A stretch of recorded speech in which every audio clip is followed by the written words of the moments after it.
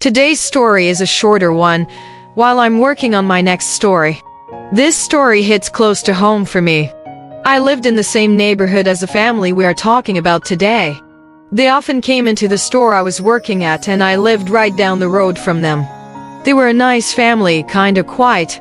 A father taking care of his two children. His autistic son, who was 22 at the time, and his daughter, who was 19.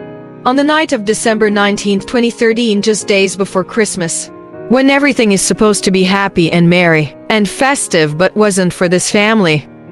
A house on the northeast side of San Antonio, Texas, on the 4800 block of Castle Pine Street in the early morning went up in flames. At the time, there was 3 occupants in the house: David Herrera Sr., David Herrera Jr., and Miranda Herrera. Only one would escape the deadly flames. In the early morning hours, while the father and brother slept, Miranda, 19 at the time, and her friend Sari Rodriguez, who was 16, would carry out their heinous plan. The 2 girls attempted to set a pot of cooking oil on fire while it sat on the stove. When this did not work, the girls then decided to pour water into all the electric outlets throughout the house. When this also didn't work, they set the couch on fire in the living room, which quickly started burning. At this time, the girls fled.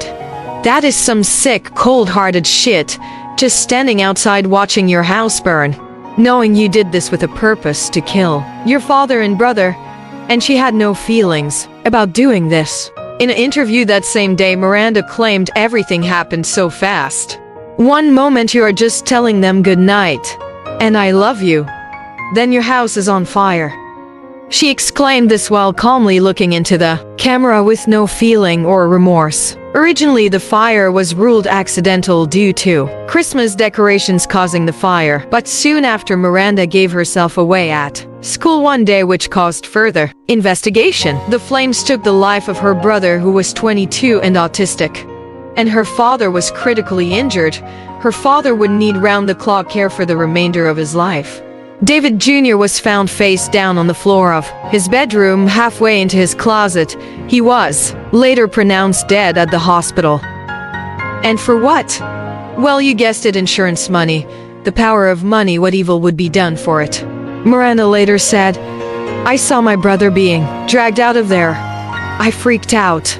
I was already freaking out from the beginning. I couldn't even talk." On Miranda's Facebook page, where she referred to herself as Zombie, she mourned her brother in a poorly written tribute just a few hours after the tragedy.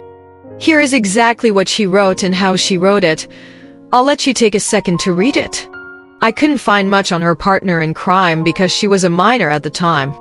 But what I do know is that the Bexar County District Attorney's Office confirmed that Miranda's accomplice Sari Rodriguez was a child at the time but was tried as an adult. She pled guilty in exchange for 60 years in prison on October of 2015. As for Miranda, she was held on a $2.5 million bond. On Friday, July 15th, she was sentenced to 50 years for murder and another 50 years for attempted capital murder, 100 years in total. Right where they belong, in my opinion. Okay, everyone, thank you for joining me. Please stay safe. Come back soon for another video. And please like and subscribe. Good night.